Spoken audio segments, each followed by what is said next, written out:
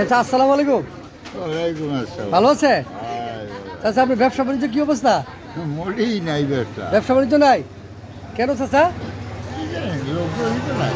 আচ্ছা, দেখেন প্রিয় ভাইয়েরা, এই মুরব্বী মানুষ, ওনার বয়স 70 থেকে 75 হবে। উনি এখন ওই দেশ ও দেশের জন্য, উনিরা এই বাংলাদেশের জন্য সবচেয়ে বড় ভূমিকা রাখে। সেটুকু আশা রেখে আমি আপনাকে বিদায় নিচ্ছি। হ্যাঁ, আসসালামু আলাইকুম।